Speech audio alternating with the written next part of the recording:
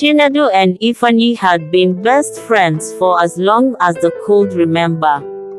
Growing up together in Lagos, their bond was rooted in shared experiences, mutual respect, and a deep sense of loyalty.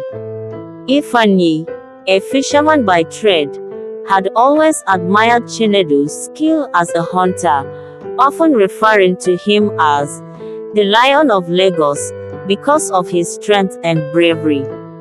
They were inseparable, often spending long nights discussing everything from the day's work to their dreams for the future. Ifeanyi had recently married Chisom, a beautiful, kind-hearted woman, and Chinedu stood by his side as his best man, wishing them both nothing but happiness. However, beneath the smiles and camaraderie, an unspoken tension was brewing. Chinedu had begun to notice Chisom in a way that unsettled him.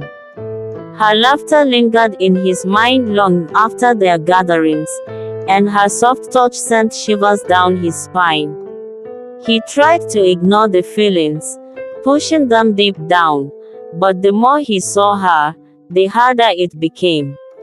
It was only a matter of time before these emotions would spill over, and when they did, they would change everything.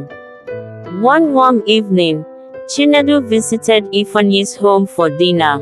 As usual, the conversation was lively, filled with jokes and stories of the day. Yet, throughout the meal, Chinedu found it increasingly difficult to keep his eyes off Chisom. She seemed to glow in the dim light of the living room, her laughter rich and inviting. There was a moment when their eyes met across the table, and in that instant, something passed between them. Chinedu quickly looked away, his heart racing, but the damage was already done. After dinner, Ifeanyi stepped out to get some more drinks from a nearby shop, leaving Chinedu and Chisom alone for the first time. The silence between them was heavy. Chinedu stood by the window, trying to focus on the sounds of the bustling Lagos streets outside, but his mind was on Chisom.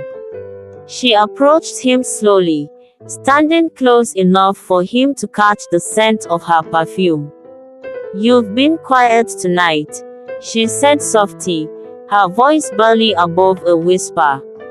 Chinedu felt the pull between them, and though he knew it was wrong, he couldn't help himself. He turned to face her, their faces only inches apart. The tension was palpable. Neither of them spoke, but they both knew this was the beginning of something dangerous. Weeks passed, and Chinedu and Chisom grew closer in secret. Their meetings were brief and filled with stolen glances and whispered words. They both knew they were treading dangerous waters, but the pull between them was too strong to resist. One fateful evening, Chinedu couldn't take it any longer. He found himself at Chisom's door, his heart pounding in his chest as he knocked. She opened the door, her expression a mix of surprise and anticipation. Neither of them spoke as Chinedu stepped inside, the door closing behind them with a soft click. In that moment, all the barriers they had tried to maintain crumbled. Their lips met in a desperate, forbidding kiss that sealed their fate. The affair began in earnest, with Chinedu and Chisom sneaking away whenever they could, stealing moments that should never have belonged to them. They both knew it was wrong, but their passion was like a wildfire, unstoppable and consuming everything in its path. But as with all secrets, theirs wouldn't remain hidden for long. Lagos was a city full of eyes and ears, and whispers of their affair began to spread. The walls were closing in, and it was only a matter of time before Ifeanyi found out. It was Chisholm's unexpected pregnancy that finally brought everything crashing down. When she told Chinedu, the world seemed to tilt beneath his feet. He was filled with a strange mixture of joy and dread. This child was a symbol of their love, but also a mark of their betrayal. There was no hiding it now. Soon, Ifeanyi would know the truth. Chinedu knew he had to confess before the rumor reached his friend's ears, but the weight of the betrayal made it hard to breathe. How could he face Ifeanyi after what he had done? And how would Ifeanyi react when he found out that the child his wife carried might not be his? The truth came out in the most unexpected way. Ifeanyi had begun to notice Chisholm's growing belly and asked her when the child was due. Her hesitation and vague answers only fueled his suspicions. The final straw came when he overheard a conversation between Chinedu and Chisholm, their voices hushed but not quiet enough. That night, Ifeanyi confronted Chisholm, demanding to know the truth. With tears streaming down her face, she confessed everything: the affair, the pregnancy, and the lies they had built their lives on. Ifeanyi was shattered. His best friend, the man he had trusted above all others, had betrayed him in the most intimate way possible. The rage that boiled within him was unlike anything he had ever felt before. The friendship that had once been his greatest source of strength was now the source of his greatest pain. The two men, once as close as brothers, were now sworn enemies. The rift between Chinedu and Ifeanyi grew wider with each passing day. Ifeanyi's trust had been shattered, and he could no longer look at Chinedu without seeing the betrayal in his eyes. Chinedu, for his part, was consumed by guilt, but the love he felt for Chisholm was undeniable. He wanted to be there for her and the child, but at what cost? The once tight-knit trio was now caught in a web of deceit, with no clear way out. Rumors of the affair spread like wildfire through their community, turning once friendly faces into cold glares of judgment. Chinedu could no longer walk the streets of Lagos without feeling the weight of his choices. Ifeanyi, too, was no longer the same man. He became withdrawn, haunted by the betrayal that had torn his life apart. And Chisholm, caught in the middle of it all, was left to face the consequences of her actions, unsure of what the future held for her or her unborn child. Despite the tension, Lagos still buzzed with its usual vibrancy, as though oblivious to the turmoil brewing between Chinedu, Ifeanyi, and Chisholm. Chinedu tried to avoid Ifeanyi's eyes whenever they crossed paths, but each time, he could feel Ifeanyi's silent anger burning through him. The guilt weighed heavily on his shoulders, but the moments he spent with Chisholm kept pulling him deeper into a conflict he no longer had control over. Chisholm, on the other hand, tried to keep herself calm in the storm she had helped create. She could feel the baby growing inside her, a constant reminder of the mistake she had made. Every day, she questioned herself: had this love been worth it? The more she thought about it, the less sure she became. Ifeanyi's distance was growing more painful, and though Chinedu promised to be there, her heart wavered between love, guilt, and regret. The betrayal had carved a hole in Ifeanyi's heart, and it grew deeper with every sleepless night. In his mind, he replayed moments he had trusted Chinedu, the laughter they shared, the silent bond they had, only for it all to be torn apart. The bitterness festered like a poison, and he began to entertain dark thoughts. Chinedu had taken everything from him: his wife, his child, his peace. And now, he wanted revenge. But Ifeanyi was not one for reckless violence.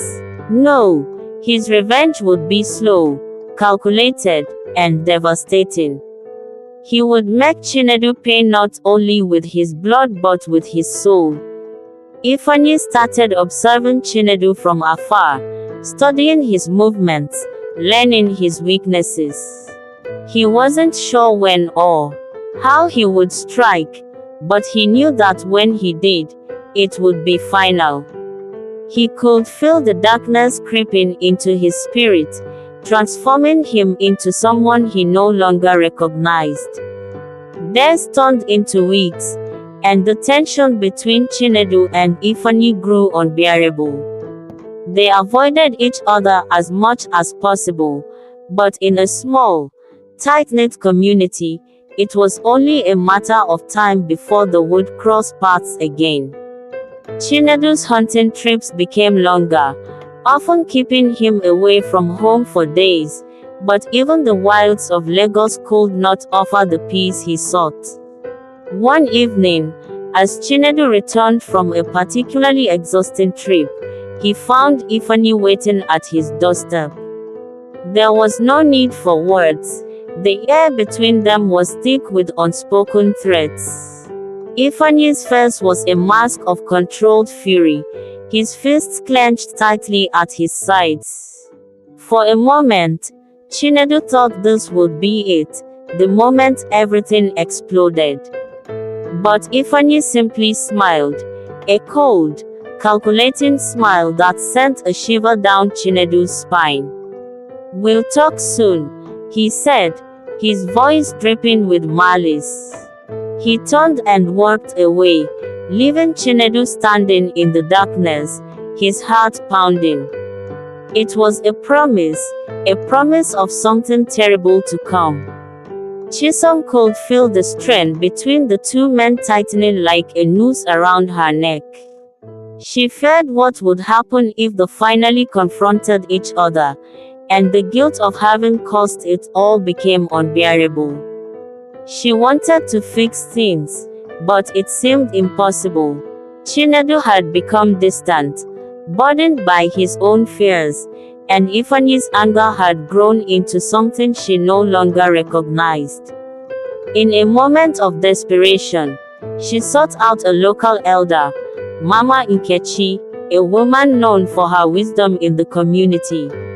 Sitting in Mama Nkechi's humble hut, Chisom poured out her heart, confessing everything: the affair, the pregnancy, the shattered friendship. Mama Nkechi listened quietly, her wrinkled hands folded in her lap.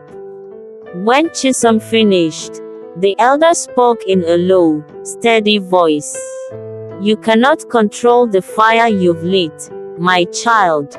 But you can choose how you face the flames." Chisom didn't fully understand the elder's words, but she knew one thing for certain: things were about to reach a boiling point, and when they did, there would be no turning back. Ifeanyi's plan to ruin Chinedu was slowly taking shape. He had decided that killing Chinedu outright would be too merciful. No, he would take everything from him: his reputation, his livelihood, his standing in the community. Ifeanyi began spreading rumors about Chinedu, subtle at first, but they quickly gained traction. Soon, people began to look at Chinedu differently, questioning his integrity, his honor. But Ifeanyi wasn't satisfied with just destroying Chinedu's reputation. He wanted him to suffer, to feel the same pain that had eaten away at his soul. And so, he plotted something far darker, a plan that would leave Chinedu not just broken, but completely shattered. In the weeks that followed, Ifeanyi's rumors took on a life of their own, morphing into exaggerated tales of Chinedu's misdeeds. Friends and acquaintances began to pull away from Chinedu, their expressions shifting from friendship to suspicion. The weight of their gazes felt heavy on his shoulders, and he started to retreat into solitude. The once revered hunter now wandered the woods alone, haunted by his choices and the shadow of betrayal that loomed over him. Chisom, too, felt the sting of Ifeanyi's wrath. While she had hoped to shield herself and her unborn child from the consequences of their affair, the community turned against her as well. Whispers followed her wherever she went, and she was often met with cold stares from women who had once welcomed her with open arms. The weight of guilt began to crush her spirit, and she found herself questioning whether she could ever truly be happy again. Despite the darkness surrounding them, a flicker of hope remained. Chinedu still loved Chisom, and she loved him back, but they were both aware of the turmoil that had engulfed their lives. One fateful night, they met in secret, far from prying eyes. As they stood together under the stars, Chinedu took Chisom's hands in his, searching her eyes for answers. "We can find a way out of this," he said, his voice barely above a whisper. "We can leave Lagos, start anew somewhere far away." But Chisom's heart ached with the weight of their reality. "And what about Ifeanyi? He'll never let us go. He'll always be a part of this. Our love has cost us too much already." "Then let me face him," Chinedu replied, determination igniting within him. "I'll make it right. I'll find a way to prove my love for you and protect our child." Chisom's heart raced at the thought, but fear gripped her. What if he hurts you? What if it goes too far? Chinedu brushed his thumb across her cheek, his gaze steady. "I won't let him take away what we have. I'll do whatever it takes to protect you and our child." The next day, Ifeanyi confronted Chinedu again, this time in a deserted area near the river. The tension crackled in the air as they squared off, both men aware that this was no longer just about a betrayal, it was about their lives. "I know what you've done, and I know what you've taken from me," Ifeanyi spat, his eyes filled with rage. "You think you can just waltz back into my life and pretend nothing has happened? You think I'll let you take my family?" Chinedu met his gaze, unyielding. "I never meant for this to happen, Ifeanyi. I loved her, and I still do. But you need to understand that the child she carries is not just a symbol of betrayal, it's a part of both of us." "I won't back down." A silence hung between them, filled only by the sounds of the river flowing nearby. Ifeanyi's face twisted in anger, and in that moment, Chinedu realized just how far he was willing to go to protect what he loved. But was it enough to quell Ifeanyi's fury? With a surge of adrenaline, Ifeanyi launched at Chinedu, and the both fell to the ground in a flurry of fists and shouts. The two men wrestled, their anger and pain manifesting in each strike. Each blow was foiled by betrayal, heartache, and a deep-seated need for retribution. As the struggle raged on, Chisom, having followed Chinedu, burst onto the scene, horrified at what she witnessed. "Stop! Please, stop!" she cried, her voice slicing through the chaos. The men paused, their eyes drawn to her, and in that moment, everything changed. The sight of Chisom, tears streaming down her face, made them both realize the futility of their rage. This wasn't just about them anymore. This was about her and the innocent life they had created. They slowly pulled apart, panting and bruised, but with a mutual understanding that the had crossed a line.